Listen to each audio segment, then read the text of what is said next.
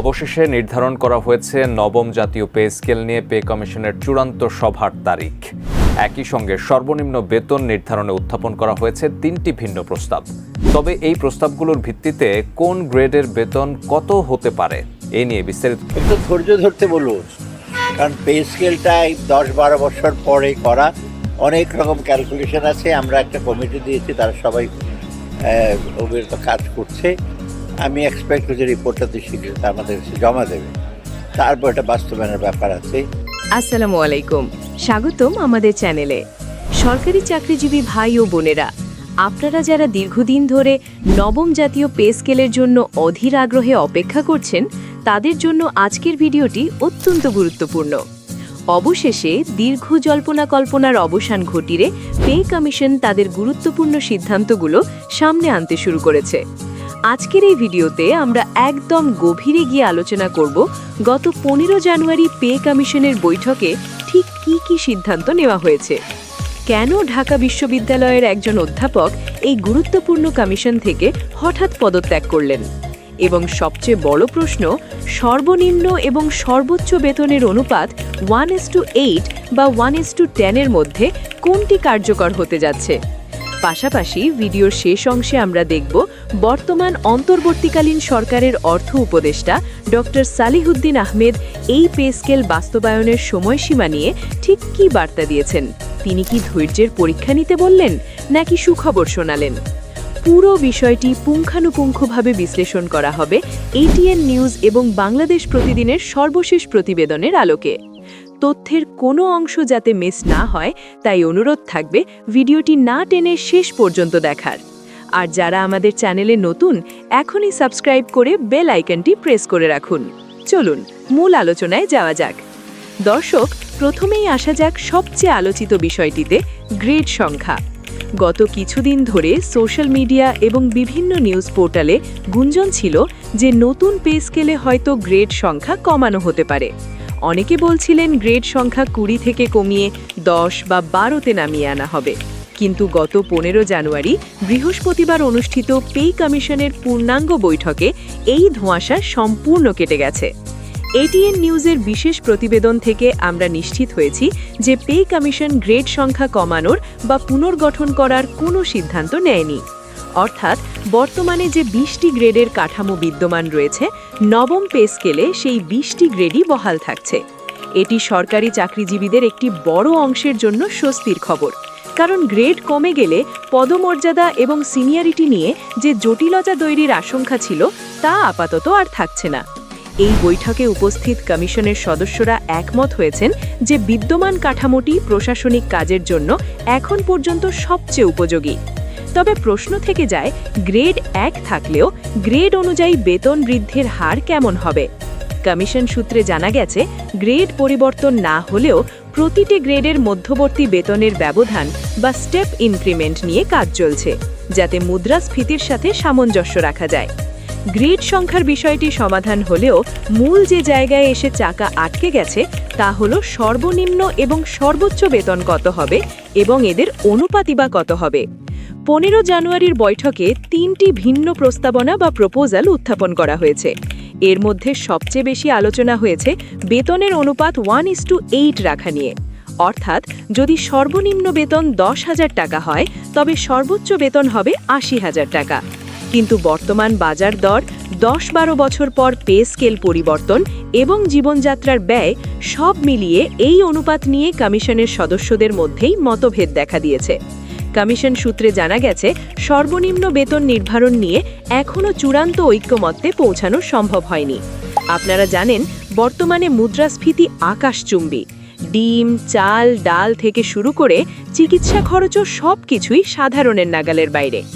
এই অবস্থায় সর্বনিম্ন বেতন যদি সম্মানজনক পর্যায়ে না নেওয়া হয়, তাহলে মাঠ পর্যায়ের কর্মচারীদের জন্য জীবন ধারণ অসম্ভব হয়ে পড়বে। প্রস্তাবনায় উঠে এসেছে যে সর্বনিম্ন বেতন 20,000 থেকে 25,000 টাকার মধ্যে নির্ধারণ করার দাবি। যদি 1:8 অনুপাত মানা হয় এবং সর্বনিম্ন বেতন 25,000 টাকা ধরা হয়, তবে সর্বোচ্চ বেতন দাঁড়াবে 2 লক্ষ টাকা। এই বিপুল অঙ্কের বেতন কাঠামোর সাথে সরকারের রাজস্ব আয়ের সক্ষমতা আছে কিনা, সেটাই এখন বড় চিন্তার বিষয় হয়ে দাঁড়িয়েছে। আগামী ২১ জানুয়ারি কমিশনের পরবর্তী বৈঠক অনুষ্ঠিত হবে। আশা করা হচ্ছে সেই বৈঠকেই বেতনের অঙ্ক নিয়ে একটি ধোঁয়াশা কাটবে। দর্শক, পে স্কেলের এই ডামাডোলের মধ্যেই ঘটে গেছে এক অনাকাঙ্ক্ষিত ঘটনা। পে কমিশনের একজন গুরুত্বপূর্ণ খণ্ডকালীন সদস্য ঢাকা বিশ্ববিদ্যালয়ের অ্যাকাউন্টিং বিভাগের চেয়ারম্যান অধ্যাপক মাকসুদুর রহমান সরকার কমিশন থেকে পদত্যাগ করেছেন। কিন্তু কেন? এটিএন নিউজের প্রতিবেদন অনুযায়ী অধ্যাপক মাকসুদুর রহমান সংবাদ সম্মেলনে ক্ষোভ প্রকাশ করেছেন। তিনি জানান, পাবলিক বিশ্ববিদ্যালয়ের শিক্ষকদের জন্য ৩৩টি সুনির্দিষ্ট সুপারিশ করা হয়েছিল, কিন্তু দুঃখজনকভাবে পে কমিশনের আলোচনায় এই সুপারিশগুলোর কোনোটি যথাযথভাবে মূল্যায়ন বা প্রতিফলিত হয়নি। তার এই পদত্যাগ পে কমিশনের কার্যক্রমকে কিছুটা হলেও প্রশ্নবিদ্ধ করেছে।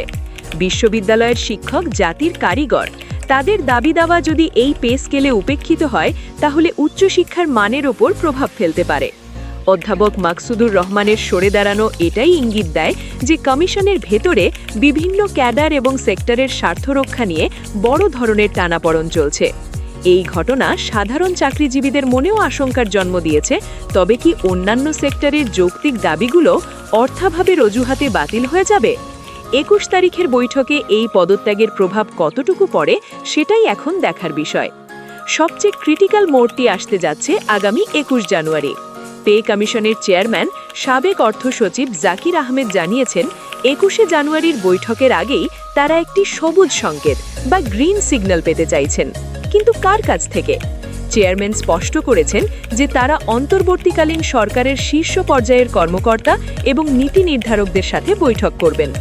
উদ্দেশ্য হল সরকার আসলে সর্বোচ্চ কতটুকু আর্থিক ভার বহন করতে প্রস্তুত তা আগেভাগে জেনে নেওয়া।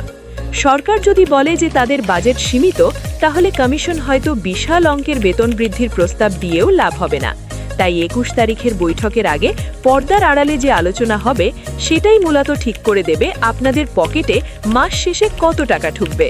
পেনশন এবং চিকিৎসা ভাতার মতো সংবেদনশীল বিষয়গুলো নিয়েও ওই দিন আলোচনা হবে বলে জানা গেছে।